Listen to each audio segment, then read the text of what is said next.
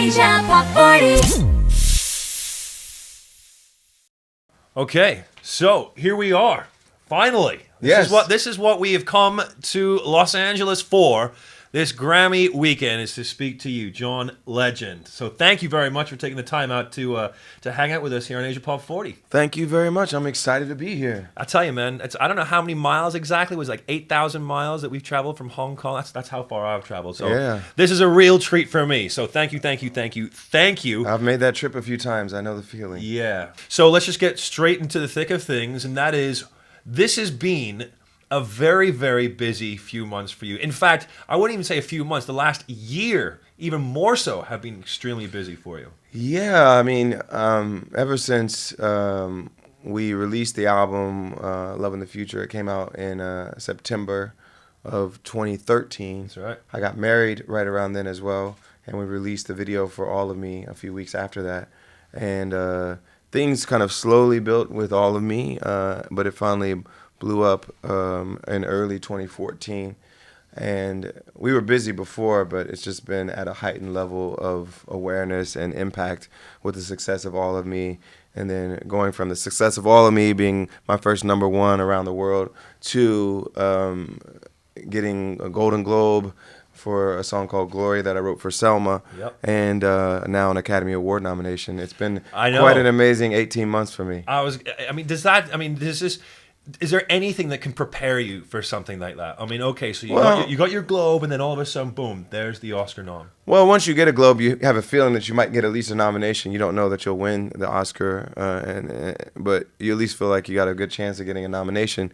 So I had a good feeling once we won the Golden Globe that we might get an Oscar nomination. I woke up that morning hopeful, but not feeling like it was guaranteed in any way. And so when they finally said our name, it was a very, very good feeling, and yeah. I've never been able to say that before, that I'm an Academy Award-nominated songwriter. Absolutely. And now I am. Now you are. You have to put that at the end of like all your letters and emails and whatnot. That'll be like another title that you put Oscar on there. nominee. Oscar nominee. That's how people are going to start. I'm going to say that every time I send my wife a text.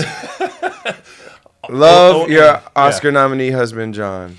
So the song, I mean, this song, I can tell you from personal experience, All of Me, I've attended 2 weddings. I attended 2 weddings in 2014.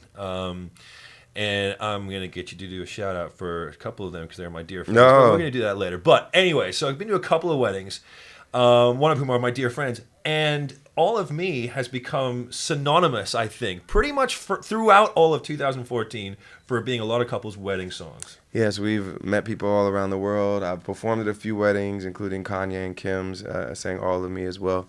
So it's been a huge wedding hit. And, I'm honored. I'm honored that people, of all the songs they could choose to commemorate the most special day in their lives, they choose mine. So I'm honored by that. So going rewinding a little bit then, where did the inspiration for writing that song come from? Well, actually, of course, I wrote it about my wife and about my feelings for my wife, and anybody that knows my wife and I, when they listen to the lyric, they can hear like exactly that it was about us and about our relationship. Sure. But my manager, who's a good friend of mine, sent me an email a couple of days before I wrote the song saying, you should write a song like this for Chrissy. And it was She's Always a Woman by Billy Joel. And she was like, you should write a new, She's Always a Woman for Chrissy. Yeah. Okay. Just embracing everything about what makes women complicated and interesting and beautiful. And that's what we did. We tried to write that song. So there it was. And it was. And it just fit. Yeah.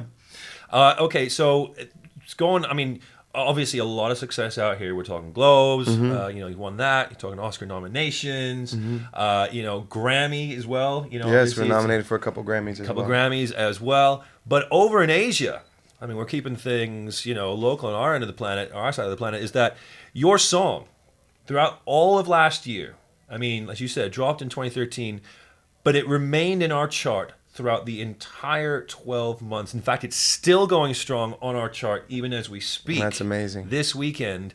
And I think, if memory serves, it beat out a lot of other number ones that we've had on our chart. It was the longest running number one song that we've had on Asia Pop 40. That's incredible. And that's one thing. But it has become, as you can see here on these plaques, it's no secret to you now, it was the number one song in Asia.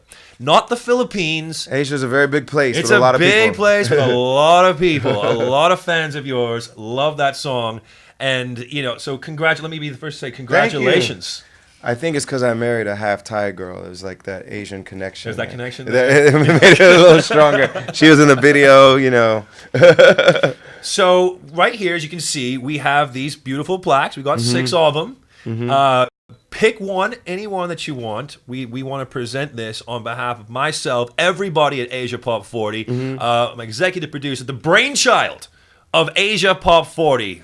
One of the coolest dudes I know, Mr. Rob Graham, is going to present you with one of these to take home, and please display it proudly on your wall. I will. I'm so grateful. This is really, truly cool. Just being number one in a place like Asia, which represents so many people and so many fans. I'm truly grateful. Thank you to all of you.